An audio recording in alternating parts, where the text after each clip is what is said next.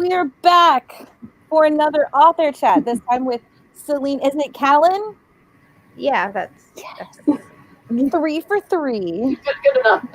Right? My goodness. And of course, Lori, our excellent co-host. And we're so happy to be here and being able to be seen. And we hope you guys are staying safe through the quarantine. We're actually going to start opening up here in Florida on the 4th. I was really I heard about that. Good luck with that. Right? Yeah. Phase That'll be- 1. Like, phase 1's going to maybe- start, and then it's going to crash Maybe and odds be in your burn. favor. Maybe odds be in your favor. I'm waiting. It's going to start, and then it's going to crash and fire and brimstone. And I hope it goes well. just We'll all say a prayer or do whatever. Cross everything. Of course, as usual, if you guys have any questions, you can toss them in the comments below. If you cannot to do that for whatever reason that YouTube wants to be mean to you, you can toss them onto Instagram, Twitter, or wherever, and just tag me, and I will find your comments because I have my phone somewhere. Lost my phone. I found it. Okay, so I got my phone. All right, so we are going to get on to lay questions. First, of course, let us know who you are, what you do, and what your books are. me. Yeah, you. Oh, hi. I'm sorry, I've never done this. That's okay. My name is my pen name is Selene Kallan. I chose it for the Goddess of the Moon, actually. And, Nice. I love mythology. So when I was looking for a pen name, I went to look, goddesses and stuff like that. And, some people think I did it because of Underworld, which is actually a pretty good guess because I'm obsessed with Underworld, but no, it was because of the Goddess of the Moon. I live in Colombia. I have all my life. I was born here. Since I was very, very young, I really enjoyed watching movies and listening to music in English, and that's how I became bilingual, mainly self-taught. It started when I was watching that show Beverly Hills with the teenagers and stuff. I don't know, and my mom. I was watching it and I couldn't read the subtitles. They were very fast. I was like 3 years old, and my mom was like, "Well, learn to read faster." Instead of that, I actually learned the language. Wow. And I started to work from there. Yeah, I've taken a few courses, but mainly just to to improve my grammar. But I learned basically everything by myself. I am a paranormal fantasy writer, sort of like a blend between paranormal romance and urban fantasy in one. Yep. That's cool. So why did you choose to do a pen name? At first, I was very insecure and very nervous about how those who have English as their birth language was going to perceive someone who's Latina and think that maybe it wasn't quite good, that the book wouldn't be good. And I had someone actually say that. So Wow. I decided to, use a pen name that sounded American or at least foreign, and in order to cover up the fact. Also, I didn't want to be tracked down by certain people of my past. That sounds like I'm a gangster. Oh my god! No, I mean, but No, I fully understand that. with and some family members, I just didn't want them to know, and that's also why I chose a pen name. That's a great name. Great choice. Right? I like it. So you stated before, where you got Selene, and what about the last name, or is that your actual last name? No, my last name is. You don't have, and you don't have to say it if you don't want to. Where did Kallan come from? I know that I looked for a meaning. I think it means warrior. I'm not sure. I looked for something that had a sort of cool meaning. Like a moon goddess warrior. That works. Awesome. That works. Because I'm a total nerd. Yeah. Very cool. Guys, if you see me shifting, it's because I am sitting on my bed and this tote that I have my laptop on is trying to go for parts unknown. Well, I'm just gonna interject that I am amazed to hear Selene talk about how she learns English, since she writes better English stories than a lot of people that it's their native language. So I'm pretty amazed by her right now. Which I've been amazed by her in many ways anyway, but very impressed by that. Do you want to talk about the books that you have out, Selene? Like what they are? Yeah, sure. My first published book is Starlight. It's the first I published. I actually wrote one before when in a blog. um, but that's my first published book. I wrote it in Spanish first, and then I translated it to English. So to reach the American market, because I tried sending it to an editorial in Spanish and it didn't work. So I learned about Kindle and self-publishing, and I decided to put it on English and publishing it. So, yep, Starlight is book one in the Immortal Heritage saga, and it's about two broken-hearted supernaturals that find each other uh, through coincidence, and they kind of have to work out, their differences and find friendship, and then it becomes something else. Yeah. Um, the protagonists are Nick and Dahlia. Sorry. uh, Nick is a lichen. He is uh, he's still very young, so he hasn't fully transformed yet. It's something that's going to happen but hasn't fully happened, and he's kind of like uncomfortable about it and still and worried about if it's going to change his personality, because he's seen it happen with others of his kind. And Dahlia, she doesn't know herself what kind of supernatural she is. She knows that she's near immortal, and she has uh, different skills, including hypnosis and super strength and healing really fast, and this uncontrollable hunger that seems to take away her sanity sometimes, but she doesn't really know what she is. And when she meets Nick, they become friends, and they learn about each other. And he actually he's the one who tells her exactly what's going on with her. And yeah, that's it. And I think I just gave away a lot. I did. It's hard, isn't it? Like, because Yeah. you're trying to get people interested in the book, but then you're trying not to give too much away, and it's hard. Yeah, I mean, there's been some reviews out there that I've tried to do, and I'm like, like the only thing I can say, like, this book is amazing. Go read it, because you can't say anything else about it, because everything is a spoiler. Yeah. Yeah, it's really hard. I do reviews too, and it's a very hard balance right there. Yeah. Mm-hmm. Now, Selene does all your own book covers. Is that correct? Yeah, I've done them all. Yeah, I think I've gotten a little better, because the first were a bit wonky, but yeah, I'm working on better Photoshop. I'm learning how to get better with it. Yeah, I do my own covers because I can't afford a cover artist. Right. You know what you could do? A friend of mine does her own covers, and because she's a photographer, and what she actually started doing, because she ended up not having time to be able to go out and take all the pictures, she actually got people that were going to college for photography that needed to have spreadsheets and stuff, and had them do it, because they'll do it for free.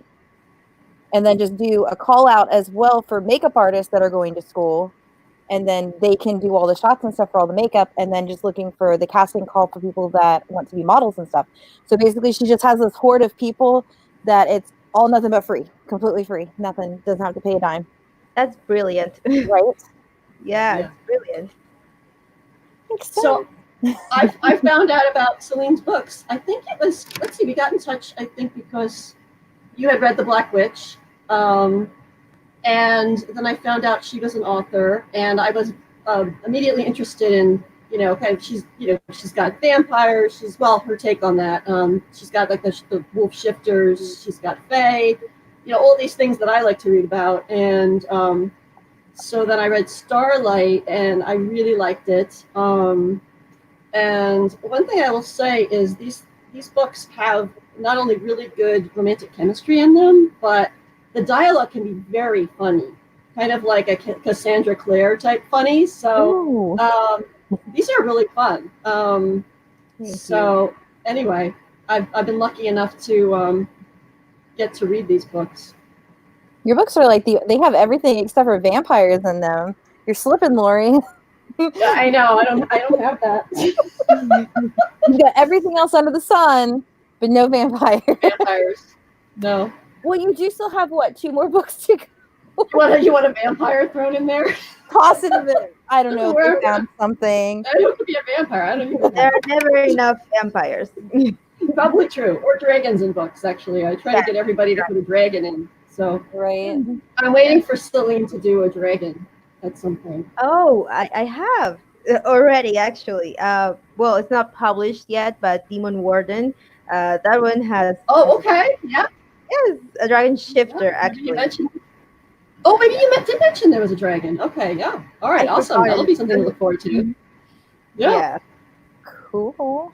Demon Warden is one of my latest books. I just finished writing it a little bit ago, actually, like a week ago or so.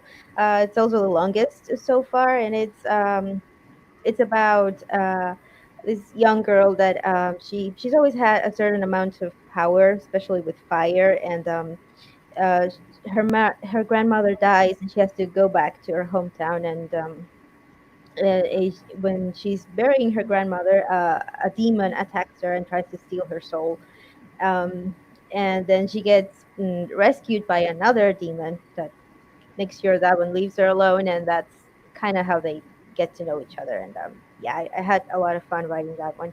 Dinah is extremely sarcastic all the time. She uses sarcasm to kind of like hide how broken she really is. And Knox, the male protagonist, he's a grumpy bastard. That's what he is. He's grumpy as hell, and I really enjoy writing those two. The dialogue's great. The dialogue's great in her books. It's just so funny at times. It's just it's well done. Oh, wow. Thank you. Yeah. So I found new questions. I love finding all these new questions. Not as off the wall as what I was expecting. I keep going for like interesting questions to ask authors. So let's see. What is the first book that made you cry? So we're going to twist that around a little bit. Have any of the scenes that you've done in your books made you cry, and how have you dealt with that? Oh, I think I cried more like teared up a little bit when I was writing a scene in the one Dahlia is locked up in a psych ward. She gets tossed into a psych ward when she's about 15 years old, right after her mom dies. They're in a car, and it's the same day that she's discovered that she has powers.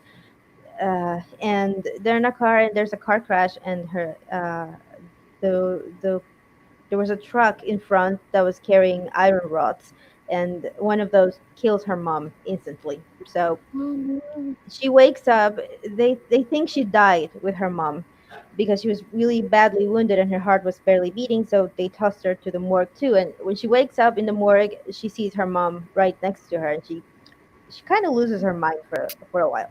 So she gets tossed into a psych ward, and what she has to go through there is quite horrible. And that made me tear up a little bit. Oh wow. Yeah. That's crazy. So how do you balance being, primarily Spanish but knowing English within your books? Do you start out writing them all in Spanish and then translating them into English? No, not at all. I did that with Daylight and with a book that I plan on working on a bit later. That's called Hybrid Civilization. It's with aliens. But I after Starlight, I started writing completely in English. So I really don't have any Spanish versions of any book so Oh, far. wow. Wow.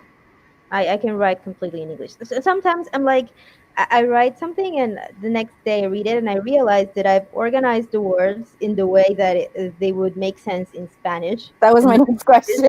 yeah. So it's like, what the hell did I just write? What the hell is that? And I'm like, okay. Like, oops. And now, Or are there like, are there word choices that are different? Like, because I know there is like from US to UK, like here it's band-aids, in the UK it's plasters. I went halfway through reading a book wondering what is a plaster, and then finally decided to look it up. I had no idea what they were doing. yeah, there is. Well, the thing is, it gets even more complicated because some of my characters have uh, British mothers, so they have a few words that they use that are British English, and also sometimes I I, I do this weird mix between Spanish and English and make up a whole new word that no one's ever heard of, and I write it down, and Grammarly is like, "What the hell is wrong with you?" And I'm like, "I don't know," and I get confused like that sometimes. Yeah. Oh goodness. Being bilingual is not like having a perfect switch between two languages, but sometimes having them mixed together like a soup, and you're like, what am I doing here? Yeah. For other authors that are also bilingual, what is some great advice that you could give them for wanting to be an aspiring writer? Oh, well, I'd say I have no idea. I'd say write in the language that you feel more comfortable writing in.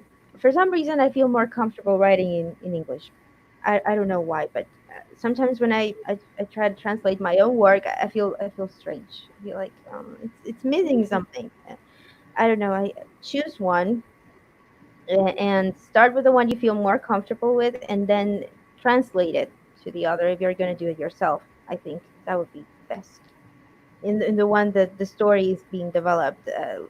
I think it's because my characters are from the US and from the UK and in Canada, so I hear what they're thinking and saying in English. So I think that's why it's easier for me to write it down in English. I That think so. makes sense. How long have you known English? Since I was 3 years old, I think. Yeah, I started, being familiar with it since I was 3 to 4 years old. And you're what, like I was gonna say maybe your 20s? Yeah, I'm 25. That's not bad. I know people that they've lived here like forever and like their kids speak English and stuff, but and they've learned it, but it's still, a lot of the broken English and stuff. I mean, you sound perfect. Thanks. I do have So, a little bit of an accent, but yeah. Hmm? so I want to say that Selene was kind enough to translate the very beginning of the Shadow Wand into Spanish for me. Oh, Uh, because, a lot of my readers who read in Spanish are in Spain.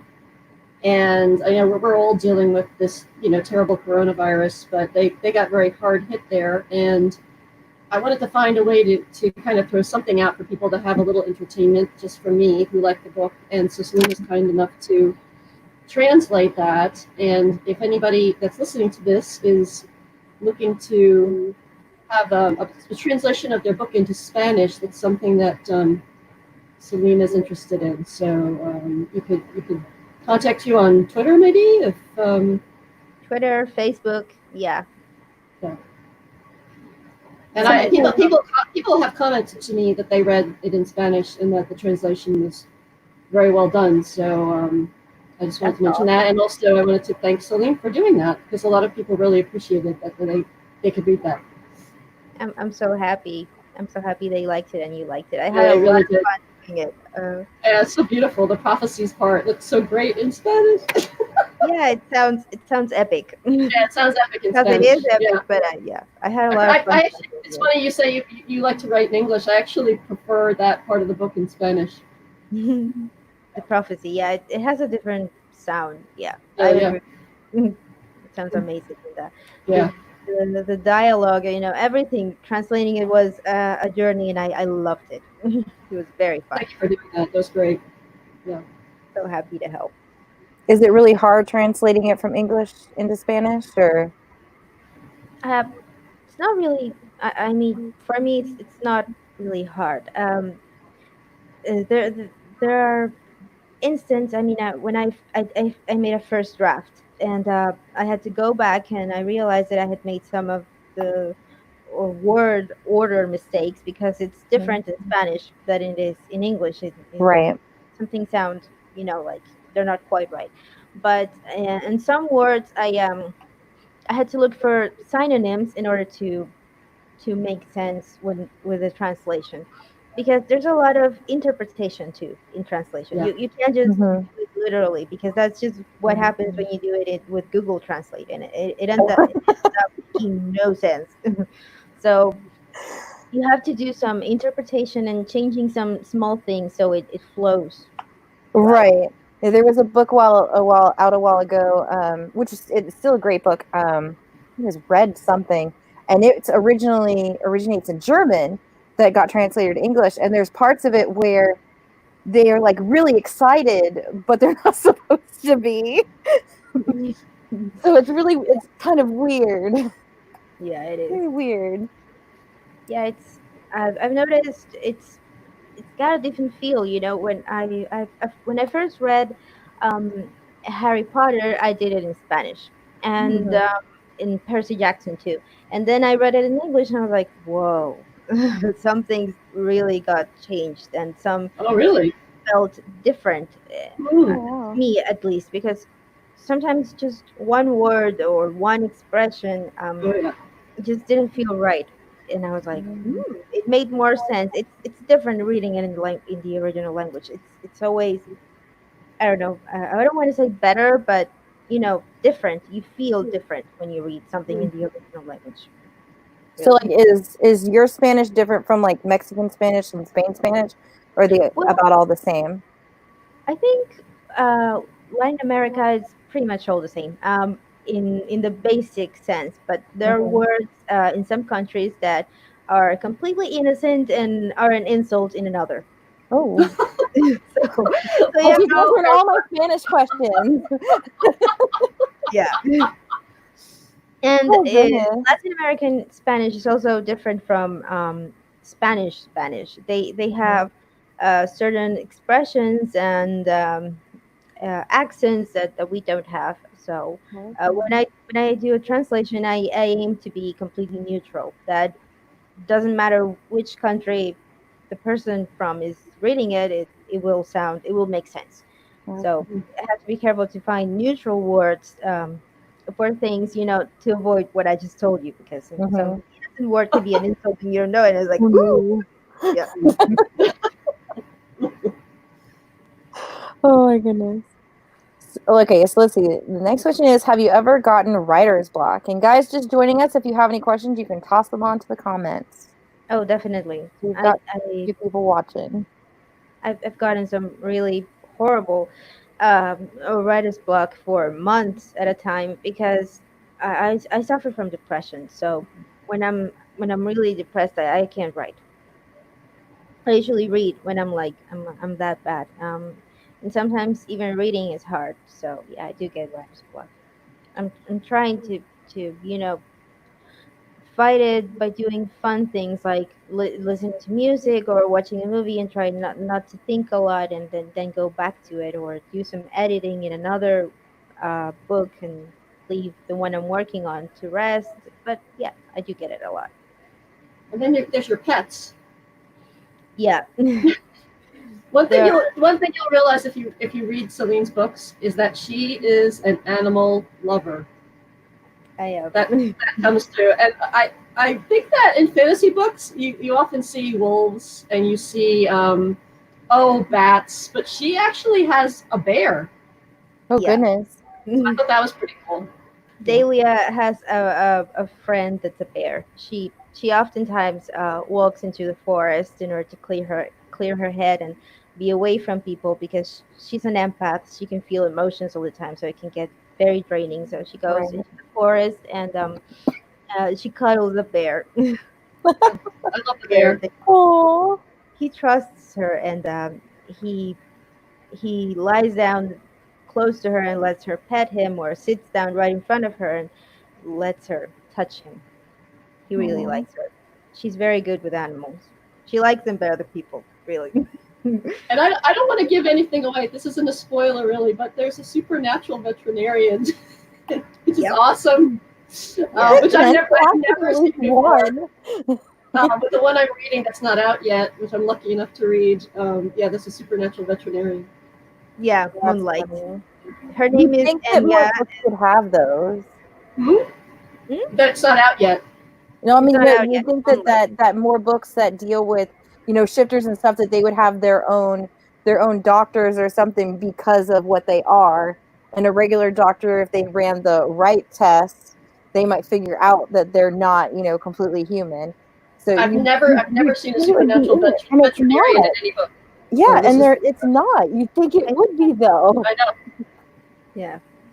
Well, the supernaturals actually don't really have like a doctor from when they're turned. Um, they heal really fast. Like Right. the only thing that can kill a lichen in my world is decapitation. Oh Nothing else wow. really does the trick. If their necks are broken, they'll just faint for a while and it'll be fixed. The only way to kill them is if their spine is severed. So they don't really need a doctor unless they are poisoned or hurt by human hunters, which have found all sorts of drugs and poisons and horrible things to do to them to stop them from healing and to capture them and experiment with them. So yeah. Ooh, You gotta love fantasy world building. These are right. the things we all sit Yeah. around and figure out. And about the veterinarian, her name is Enya, and she is a fae, and faes have a very special connection with animals. They Enya particularly, she can kind of see what they're thinking. And so if one is wounded, it's kind of easy for her to know what's happening to him. And if it's a minor wound, she can heal it. She has healing powers, so she can heal them. Or if it's a more severe wound, she can perform the surgery and then heal them and make sure they live. And she loves animals and she goes around rescuing them, even if it's not precisely legal. She makes sure they're safe. That's cool. So, you're now on what, book 4 that you've written, or Three, book three? Book three. three. Um, So, how has your writing and publishing process changed since you started? well, at first I had no idea what I was doing really. I mean, I had investigated a little bit and all, but I kind of I had no mailing list. I had not so good photo editing skills, and I hadn't learned about newsletter swaps and stuff like that. So, or pre-order. I had a pre-order, but it didn't really have a lot of sales and stuff. So I know what needs to be done now in order to make a book successful. I think, and I'm doing it. Although it's complicated. You learn new things every single day. This book publishing industry, it changes constantly, so it's it's hard, really. Yeah, there's a lot of things to think about. There's the cover and formatting and editing and the pre-order and the Facebook, Instagram, and Twitter posts in order to get people interested, and the newsletter swaps in order to promote it to other readers. And it's a lot to think about. It can get very stressful, which is why other authors get PAs, because Right. it's maddening, really. Mhm. Right, we have a writing question from Okay. Melissa A. Joy, Oh, and it says, hi, Belle. and Adeline Lore. I know Yeah. we've talked about a lot of things in Messenger, but I wondered what books or other forms of entertainment you draw your inspiration from. Oh, um, usually movies. I think are my main source, and music. Sometimes when I'm listening to a song, I can see, um, I can see. Um, I get the images in my head of what's going to happen in a book, or an entire new book starts to play in my head when I'm listening to a song, or watching a movie that reminds me of something that happened there. And that's mainly my inspiration. I have a couple games that I have to start playing, and I think that that will help with the inspiration too. Yeah. It's cool. Melissa is a good friend of mine, and she's also an author. She's an epic fantasy author. She's one of my favorite authors. Her book Keys of the Origin is positively addictive. I stayed up until 2 a.m. or 3 a.m. reading it. It took me like 2 days because it's very big, but I loved it. It's got everything. It's got elves and dragons and vampires and these winged warriors. They're a protector race of the world that's called Eildon, and she's amazing. Really, I love her books. What is the name of the book again that you're recommending? Keys of the Origin. Keys of the Origin? Keys of the Origin. Yeah, it's amazing. I read it back in 2017 or 2018, I think. Uh, I was like this, up late finishing it. Oh, there it That is. one. All right. Yes, that one. Like, I got you. I have Whoo, to be back man. somewhere, but I have to get up. I'd have to get up and go downstairs. So yeah. Right. That's like a Lori-sized book. That's like 582 pages. Yep. Woo! And I finished it in 3 days, so it's good. I tell you. You know, can we take just a moment and show everybody Celine's covers that she designed herself, because they're very good. Oh, yeah. Could you pull those up so we can show everybody? Oh, yeah. Oh, it's like you're talking to me. Yeah. Okay, let's see if I still have this on here. Let's see. Because I know that the first one that I had done Yeah, that was the old one. yeah, that was the old one. Let me go look it up on Amazon. I think that Goodreads has the new ones. I think If you want. Mm.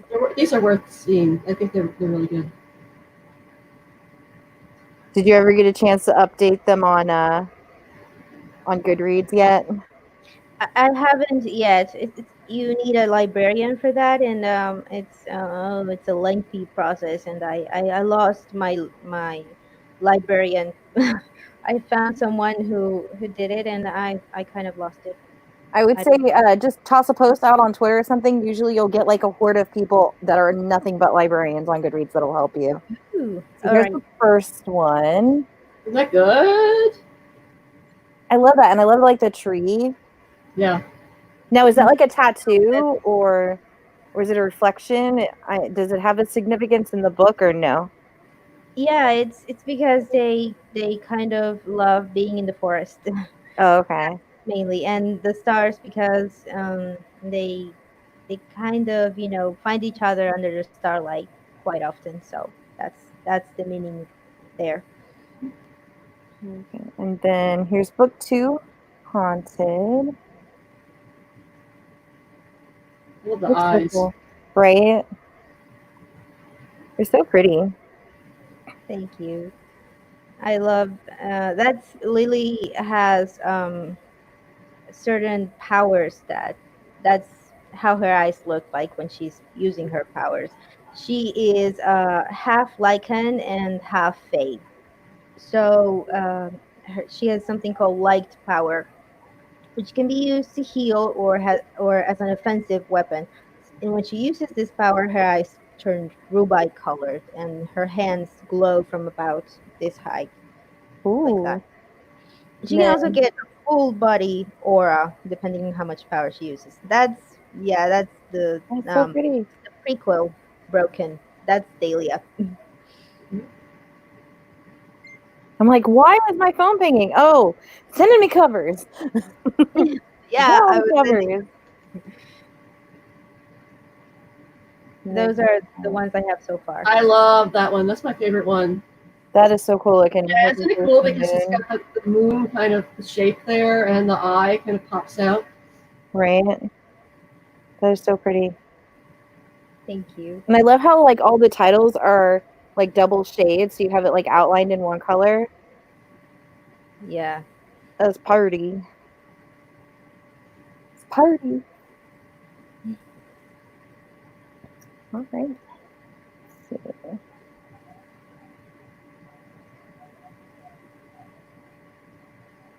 I really was need to start writing these down beforehand.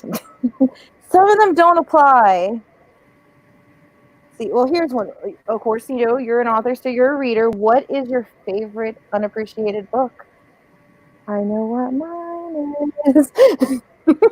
my favorite underappreciated book. Same one we were talking about a moment ago. Keys of the Origin by Melissa, and her other book, Endeavors of the Unsung, too. She really needs more recognition because she's an amazing epic fantasy writer. I love Keys of the Origin. I've read it like 4 times or 5 times already. Oh, I don't know. wow. Yeah, Wow. I'm that obsessed. So yeah, Hmm. All I right. love. I think so. Yeah. How much research do you have to do for all your stories? Well, some because like I'm not familiar with the geography of the U.S., so I have to like pull up a map and see where things are and how long would it take to travel from this point to this point to make it realistic and stuff like that. I started when I began to write. I read a lot about vampires and shifters and stuff, and to see if there was like a mythology that existed that would resonate with what I had in my head, and none of them really did. I think the most similar one is Underworld again, because Mm-hmm. the vampires in Underworld are very alive.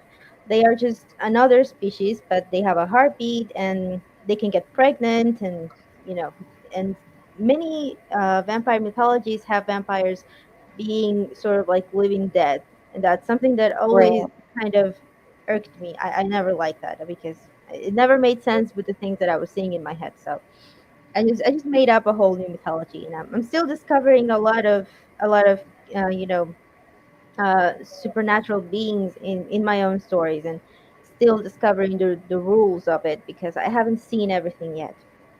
And Right.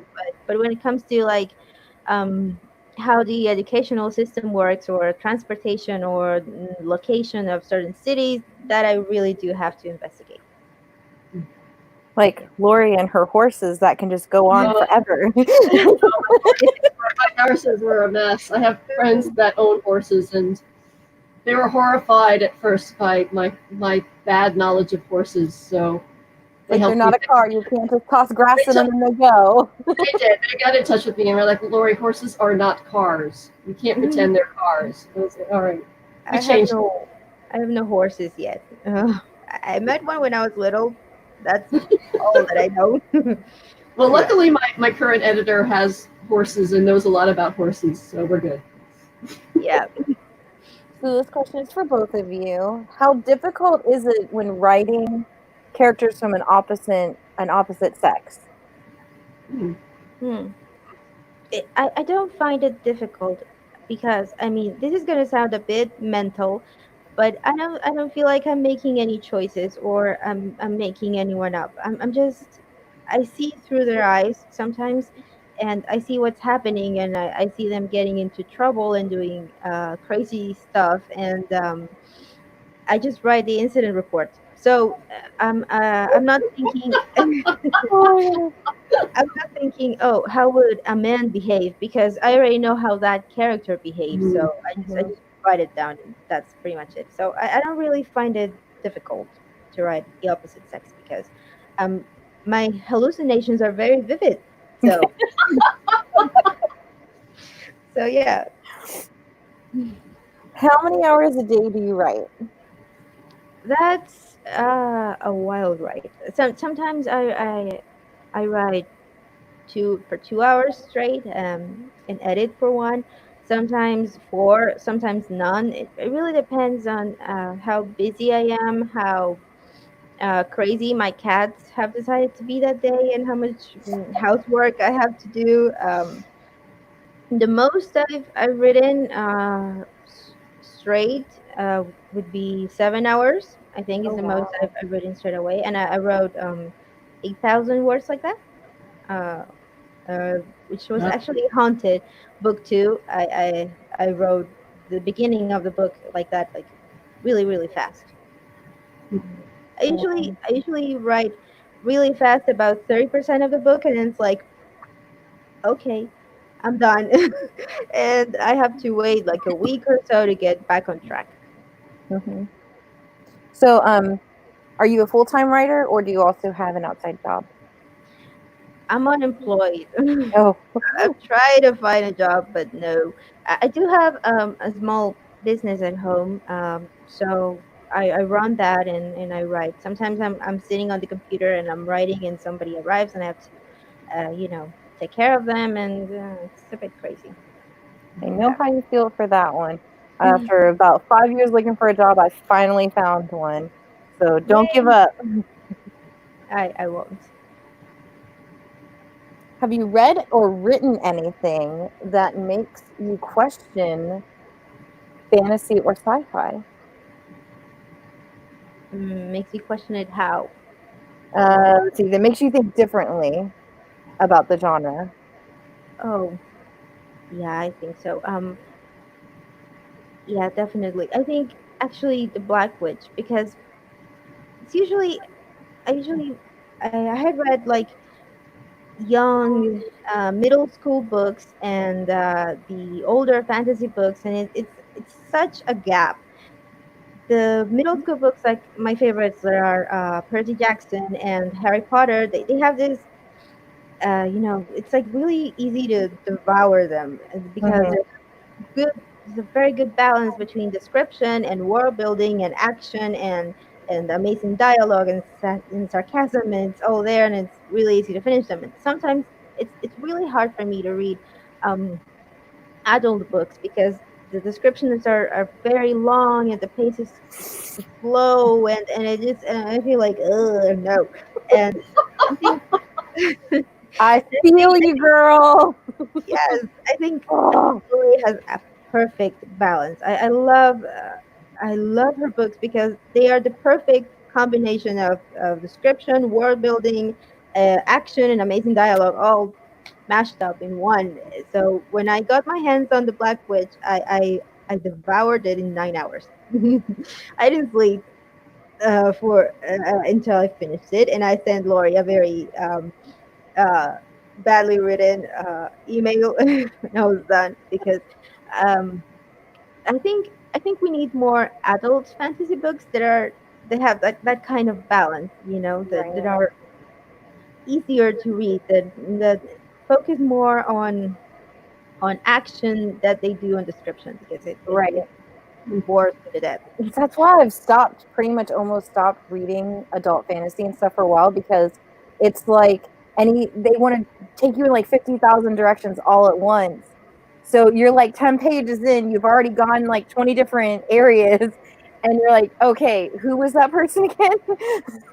Yeah, Wait a and you have second, to where, go back and where are we reread. now? Yeah, it's hard to get into them, and also there's like a lot of violence. It's become quite popular to have grimdark books. And it's just like everything is so gritty, and nobody is nice. Like, no, I can't find someone that I like with certain books, and some I've started to read, and I felt traumatized actually by what I've Oh, read. I started reading, and there's this a horrible rape scene in chapter 2, and I'm like, no, no, no, no, no. I'll go back to middle grade and yay white fantasy. Thank you very much. That's right. something that, yeah. There's one author out, Sarah Beth Durst. I actually haven't enjoyed any of her young adult books, but her adult fantasy series, The Queen of Renthia, which personally I think that should have been sold as a YA, was phenomenal. That thing was amazing. I think some books are marketed as EAY, but they really aren't. Right, Like Throne of Glass and Akatar. I right. don't I don't find them EAY. They are more like on the adult side of fantasy, I'd Mhm. say, because of the conflict and the multiple POVs and the politics and the action and the sex scenes, and it doesn't really fit with EAY. Right. Um, Sometimes they're marketed like that because I don't know why, because it's easier perhaps to sell them like that, Well, I but think for the Throne of Glass that like the first couple of books starts out as just higher young adult, but then Mhm. as the series progresses, it's progressing slowly into, you know, that new adult area and Yeah, out that way. So it's that kind of like one of those series that can grow with you as you go over the years. yeah. That's actually how I think of the Immortal Heritage Saga. Starlight and Haunted are upper EAY, but Mhm. series progresses, it gets darker, it gets more complicated, and the characters are less, teenagers or more adults. They're kind of Right. entering into that adulthood. So, yeah, it grows really. The That's characters good though. grow. Those are good. Yeah. Good books that way. How do you select the names of your characters? But sometimes I kind of hear somewhere what the name sounds like. Other times I go looking for names that mean something in a certain language, like a name that means warrior in Celtic, for instance, or something like that. And then I come up with something. And sometimes I just know what they're called. Like Lily, I had no I didn't have to think about it. Or Dahlia or Nick or Matt, really. I didn't have to think about their names. I just knew what their names were. Also Axel, which is one of Lori's favorites. This is a great character. Axel has the funniest dialogue. I'll let you describe Axel. Axel is Faye. He is actually a prince, although he doesn't like that title very much. And Axel's in Haunted. Um, Lily, the half Fae, half Lycan girl I was telling you about, she's going through her change. She's 18 years old, and her body is kind of coming up with both of her supernatural heritages, and she's changing, and that gives her headaches and other symptoms. And Axel is a scientist and a doctor, so. He comes in and helps her out, and he is positively sarcastic all the time. He's very nonchalant, and he kind of hides himself behind many layers of I don't give a, but he does. And I love him. I really do love him. I actually began to write him in another book that will be out soon. I hope. I'm working on it. Uh, his side of the story. Yeah, he's a teacher in university. He's teaching genetics, and he meets a vampire there, and they kind of know each other, and they clash because in my world, vampires feed on the fae. Ooh. They have the habit of eating fae. So when he Bad first, time to be Faye. yeah, when he first meets Valentine, he thinks, she's gonna want to kill him. So uh, the truth is, Valentine is kind of like a very special vampire because when she turned, she decided to hide away from the supernatural world. She was like, I don't want to know anyone like me because they scare me. And she's like, nope. So he's actually the first Fae she's ever met. So she has no idea why he's so terrified of her.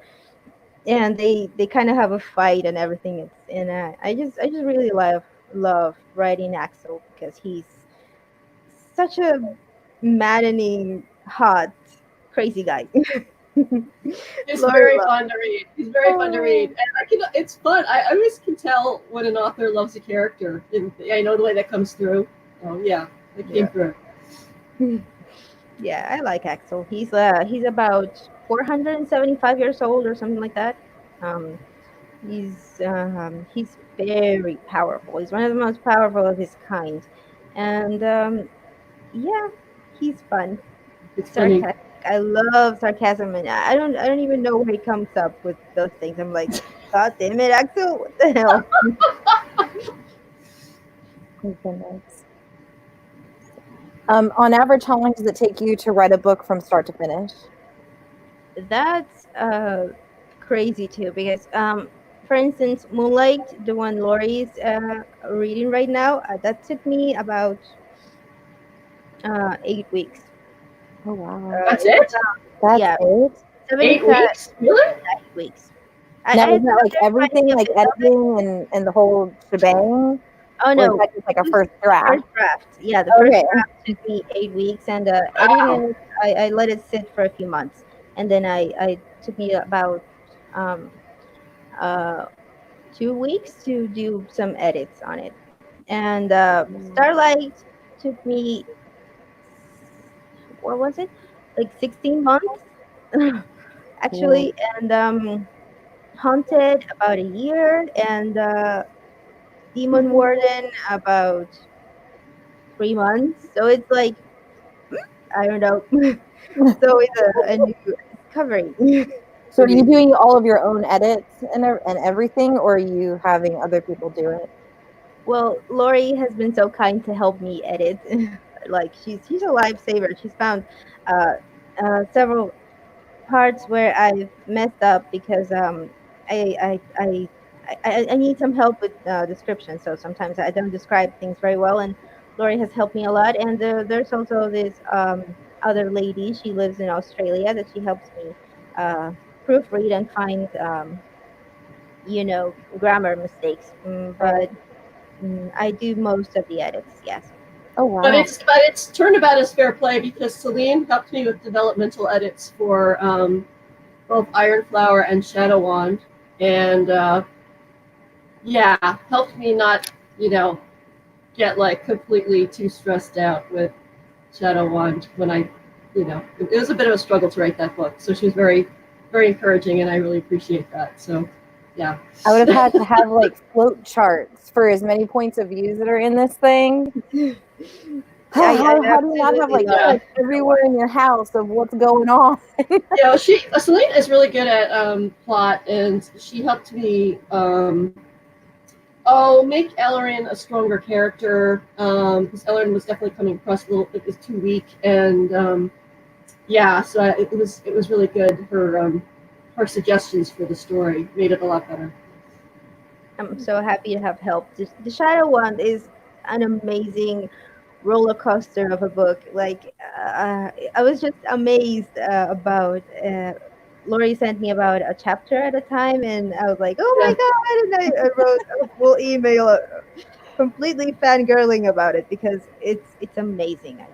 The yeah. characters Thank you. have grown, and the action, and I can't say anything because I'll spoil it. But oh my god. Yeah, but your suggestions were so good. There were a lot. I mean, I couldn't even check all of Selene's suggestions because I mean there wasn't a single one that wasn't excellent. So the book is definitely different because of her feedback. So thank you for that. I'm so happy to have helped. Yeah. Well, that is all the questions that I have on my list. Lori, do you have any extra questions or fangirl event? No, I just want to say that Selene gets better with every book that she writes. These are really really Thank fun you. books. If you love fantasy and you love books like Twilight, Cassandra Clare, I mean books that have all those um, great characters, fae characters, and werewolves, but her own unique spin on it. I'd say I definitely recommend Celine's books. If you are in need of a Spanish translation, I definitely think you should get in touch with Selene. And a big thank you to Selene for helping me get through the Iron Flower and Shadow Wand stuff. I really appreciate it. So it's great to be able to work with Selene to share each other's stories with each other. Thank you so much. I really do enjoy sharing my work with you because you've helped me improve a lot of things, and I'm happy to have helped you too. Yeah, thank you so much. I was gonna say, like, as soon as if you get like because you have a website, right? Or no? I have one for my writing. I don't have one for translating, but you I respond to Twitter Okay.